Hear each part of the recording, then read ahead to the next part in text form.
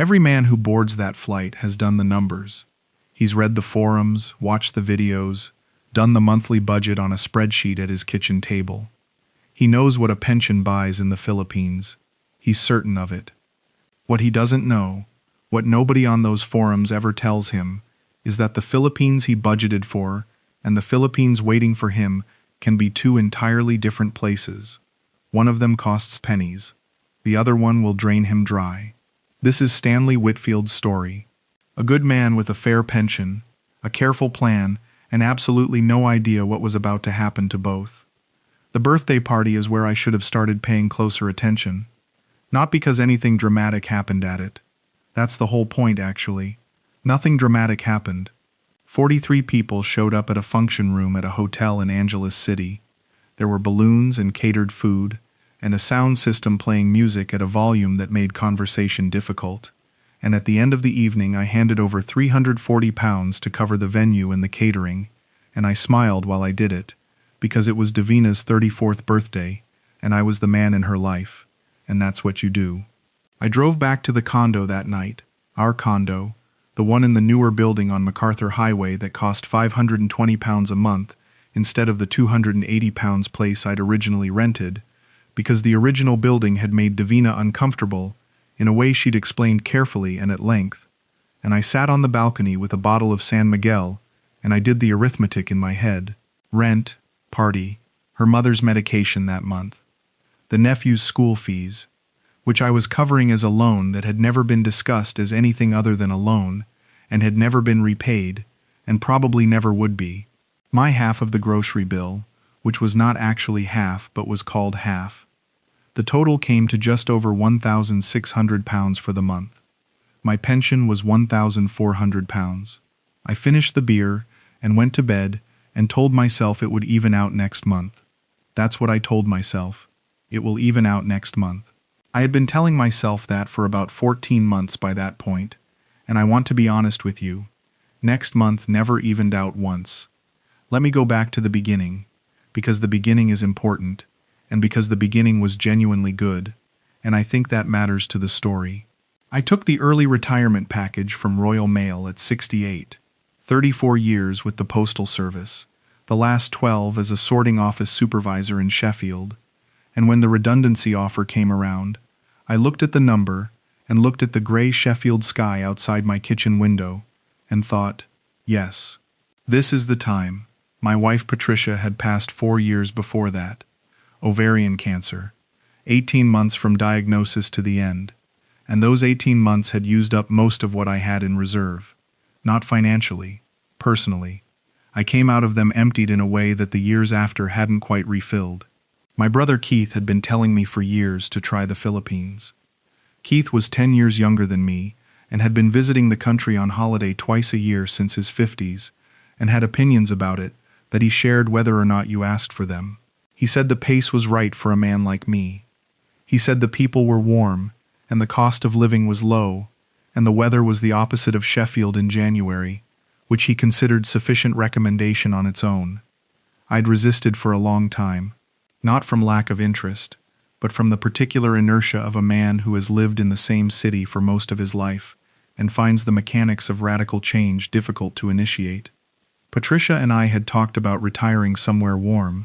We'd never quite decided where. After she died, I couldn't think about it at all for 3 years, and then I could think about it too much. And then Keith rang me on a Tuesday night in October and said the flights were cheap and would I just come and look. I came and looked. I spent 3 weeks in Manila, then a week in Baguio, then 2 weeks in Pampanga, the province north of Manila where Keith knew people, and where Angeles City sits. I liked Pampanga immediately. It had a different quality from Manila. Less frantic, more manageable, the kind of provincial energy that felt like a city that had decided what it wanted to be, rather than one still negotiating. The food was extraordinary. Keith had been right about that too.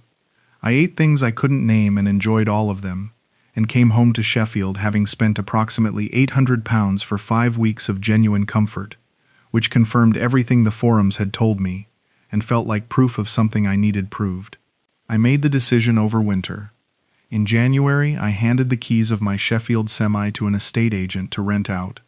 I wasn't ready to sell. Not yet. Not without living there first for a proper stretch. And in February, I flew back to Angeles City with 3 bags and a monthly budget I'd built to the penny. The budget was this: £1,400 pension income, of which £280 went to rent, £200 to food, £100 to transport and utilities, £150 to health insurance, and the remaining £670 as discretionary spending, personal costs, and a small monthly savings contribution. On paper it was comfortable. On paper I could live well, eat well, travel occasionally within the country, and still put a little aside each month. The forums had told me a single man could live on £900 in Angeles City, and I'd built in a buffer above that and felt the satisfaction of a plan that had genuine margins. For the first 4 months it worked almost exactly as planned. I rented a clean 1-bedroom apartment in a building, on a quiet side street, £280 a month, aircon and hot water, and a security guard at the gate who knew my name within a week. I ate breakfast at a small canteen on the corner run by a woman named Tita Bellin, who charged 60 pesos for rice and eggs and bangus, and who laughed at everything I said whether or not it was funny, which I found endlessly cheerful. I explored on foot and by tricycle and occasional grab car. I rang Keith every week and told him he'd been right, and tried not to make it sound like more of a concession than it was. I met Divina at a small gathering at the home of a British expat named Ron Chambers. Ron had been in Angeles City for 8 years, married to a local woman named Peachy, and he held occasional informal dinners for newcomers and longer-term expats, partly out of genuine hospitality, and partly, I came to understand, because his wife preferred the house to be full of people. There were 7 of us at dinner that evening. Divina was Peachy's friend, a guest the same as me, and she arrived late and sat at the end of the table and spent the first hour listening to the conversation rather than leading it, which I noticed, because it was not the behavior I'd been warned to expect. She was 33 then. She worked, she told me when we finally spoke properly after dinner, in the customer relations department of a business process outsourcing company, one of the many call centers in the city that employed educated Filipinos to service international accounts. She spoke English with almost no accent. She was direct without being aggressive, and funny without trying to be. And when she found out I was from Sheffield, she told me she'd handled calls for a gas utility company's Sheffield customers for 2 years, and that she therefore knew more about heating boiler problems in South Yorkshire than any Filipino should reasonably need to, and I laughed harder at that than I'd laughed at anything in a long time. We exchanged numbers at the end of the evening. I texted her the following morning. She texted back that afternoon. We had coffee on Thursday at a place near her office, and the conversation ran 2 hours without either of us noticing, and I drove home in the grab car, thinking that I hadn't had an evening like that since before Patricia got sick. I want to be precise about what Divina was and wasn't. She was not calculating in the way that the word calculating implies. Cold, deliberate, constructed. She was warm. She was genuine company.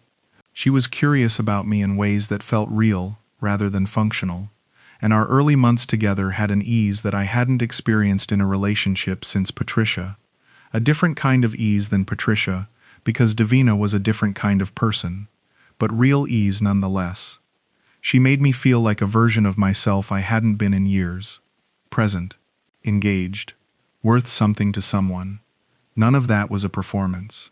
I believed that. What it was, I came to understand much later, was simply who she was. And who she was came with a life that had its own shape, its own expectations, its own idea of what things should look like, and that idea was significantly more expensive than the one I'd built my budget around. The first sign wasn't really a sign, or rather, it was the kind of sign that, if you're inclined to generosity, reads as something else entirely. 3 months into our relationship, Divina mentioned that she found my building a little uncomfortable. Not unsafe, she said. Just not the kind of building she was used to being associated with.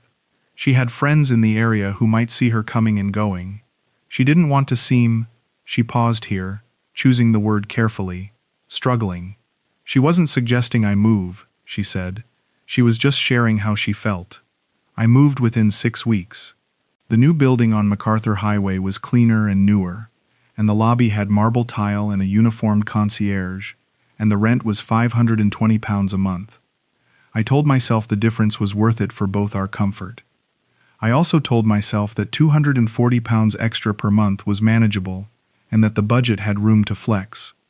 The budget did not have room to flex. It had exactly no room to flex. I had built it to the penny, and a £240 increase in base rent meant that every other line item had to compress, which it didn't, because the other line items had a tendency to expand rather than compress once Divina was a regular presence in my life. She didn't move in formally. It was more gradual than that. She started staying over more nights than not, and she brought things.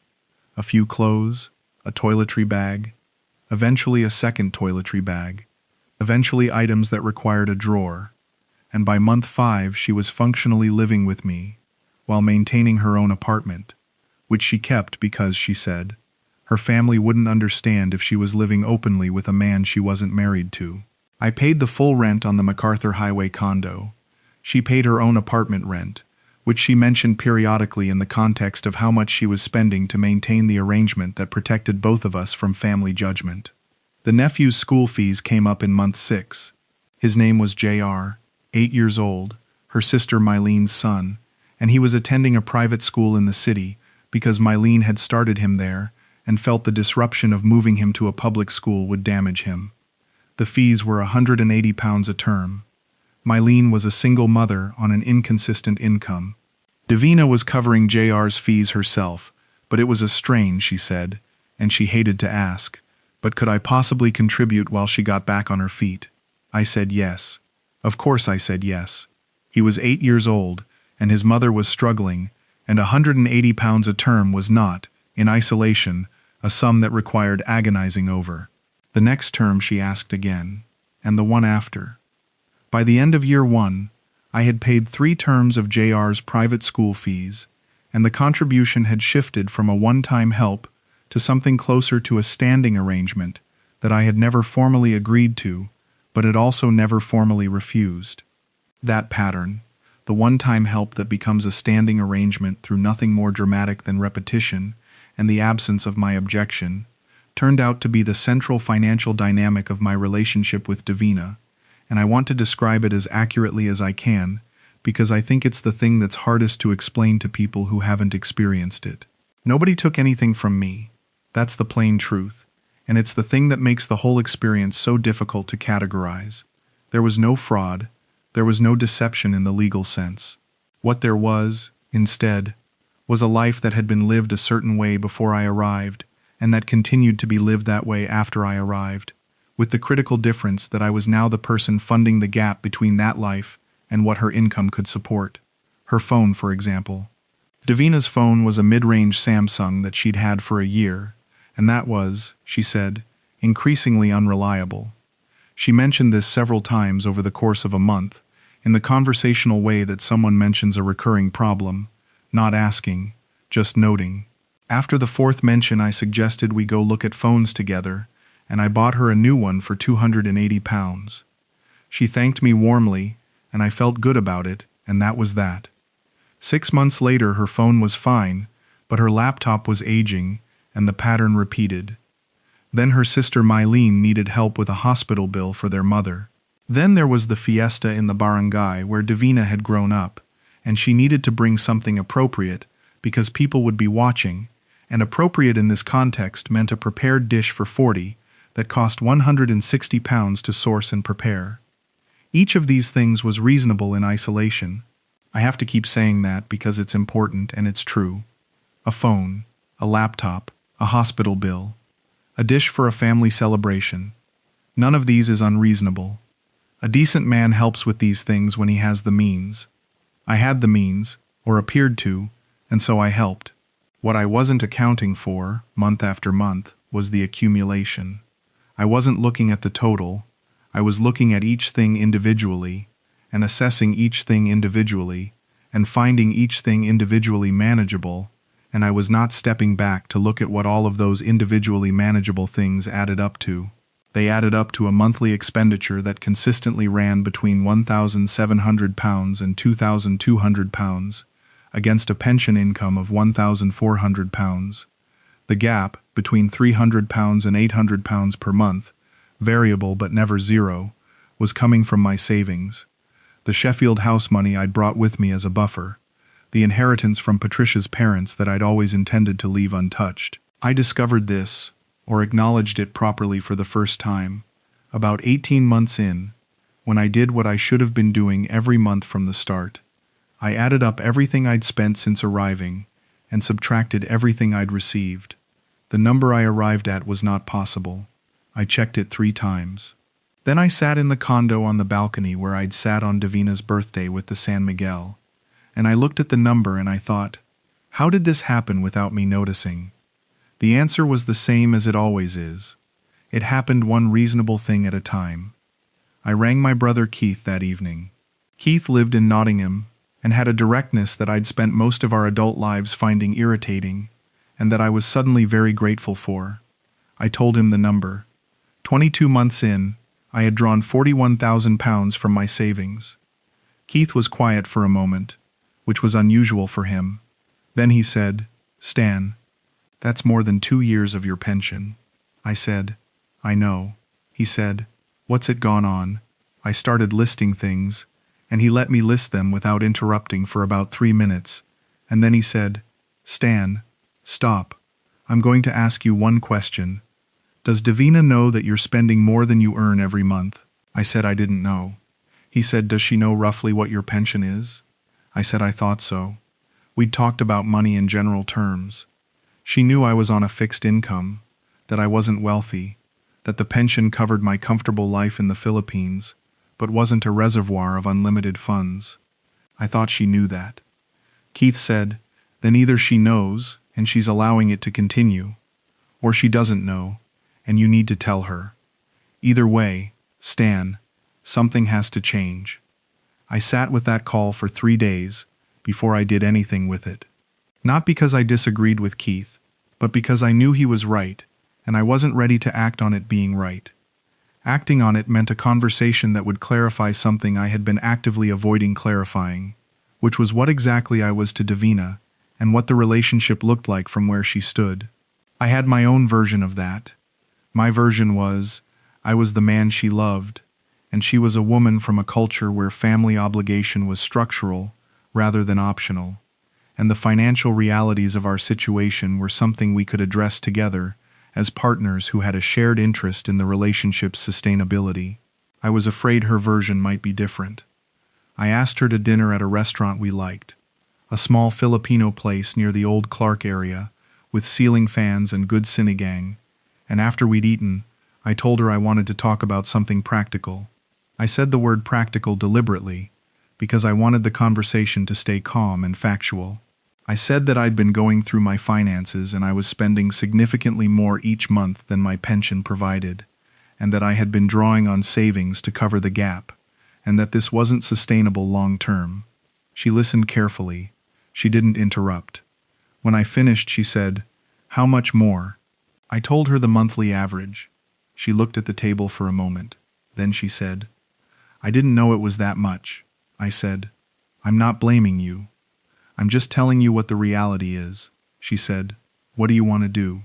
I said, "I want us to look at the monthly costs together and work out what we can adjust. JR's school fees, for instance. I can't keep covering those indefinitely. The parties and the fiestas. I'd like us to agree on a budget for those in advance. The phone, the laptop. I'd like those to be real conversations rather than things that happen gradually." She was quiet for a moment. Then she said, "You're saying I'm too expensive." I said, "I'm saying the life we're living together costs more than I can sustain. That's not the same as saying you're too expensive as a person."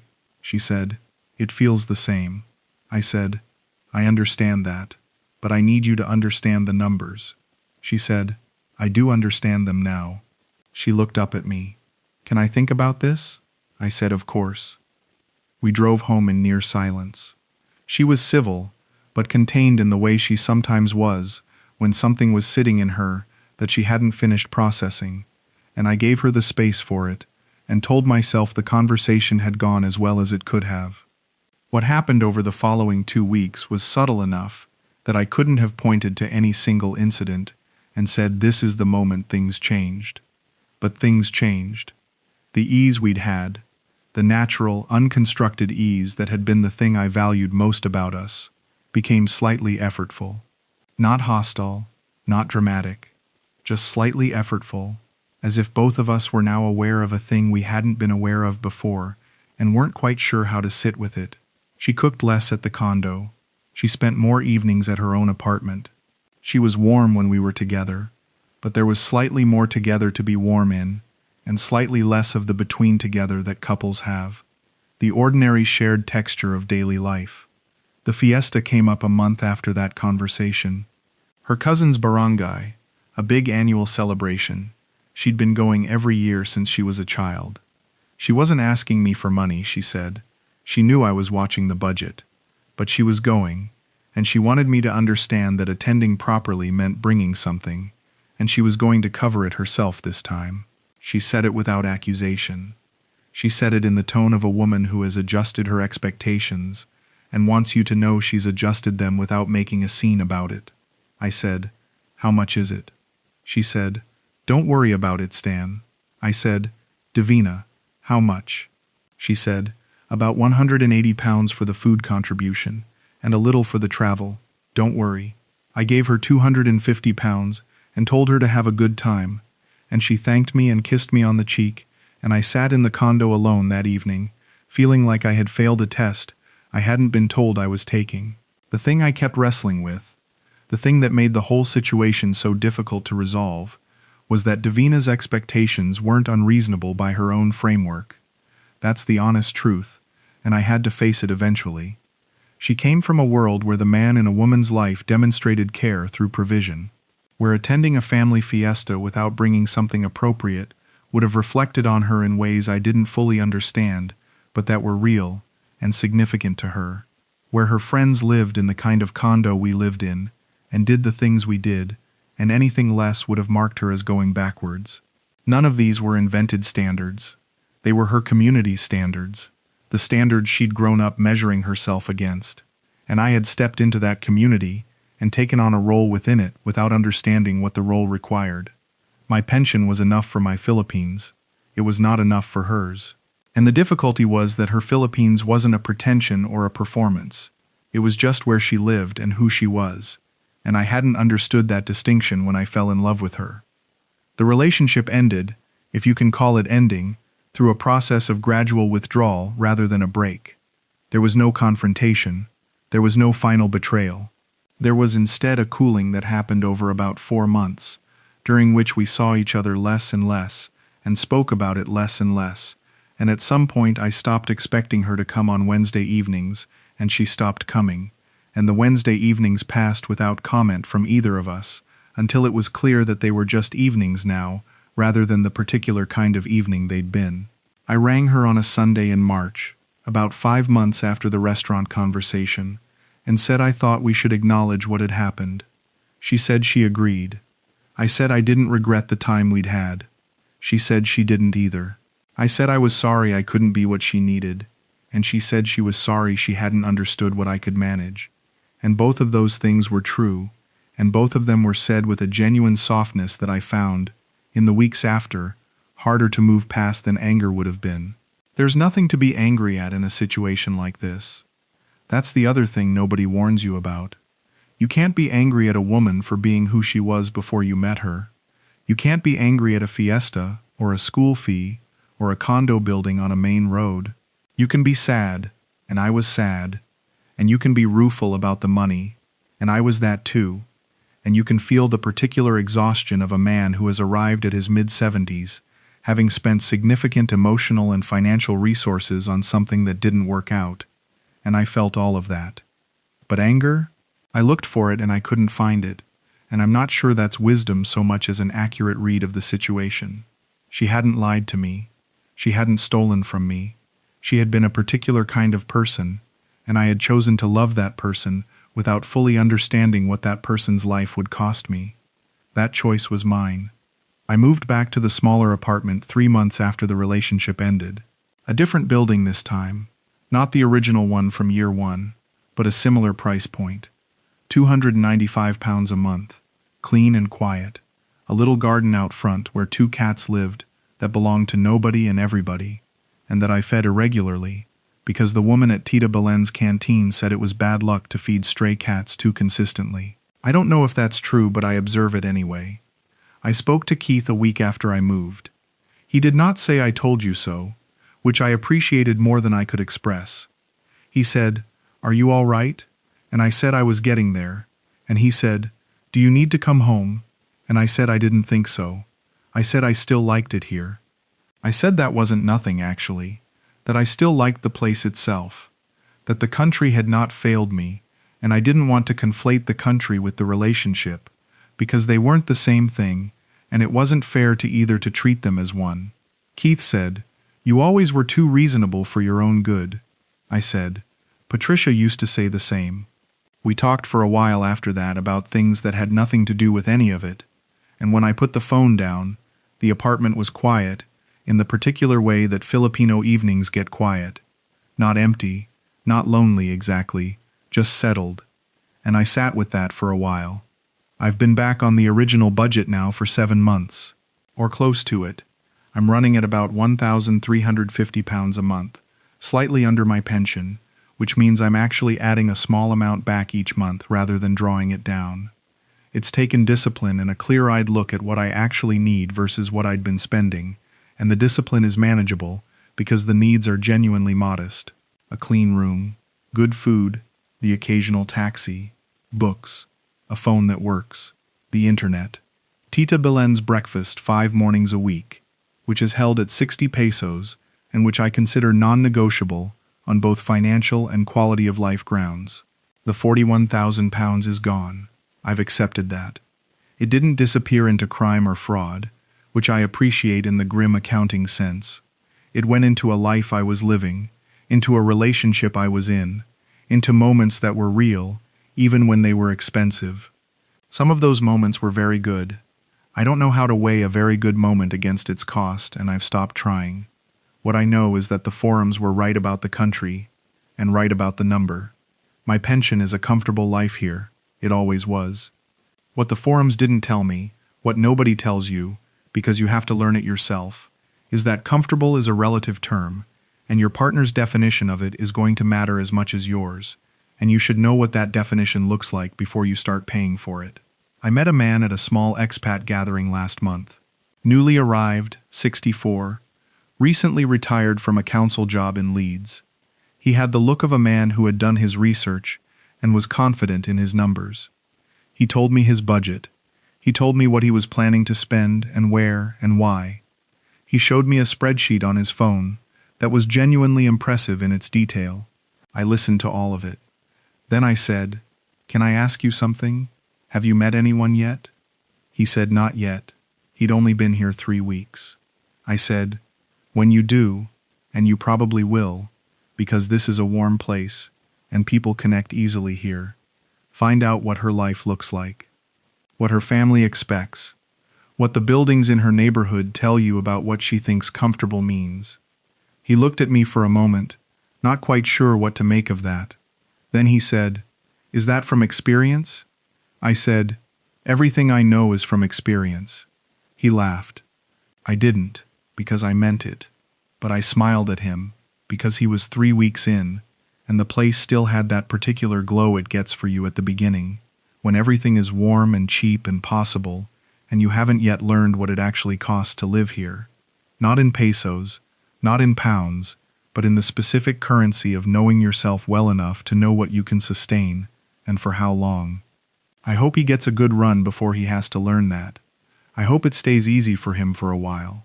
But I also hope, when the moment comes, that somebody's already told him what I know now. Because the country is affordable.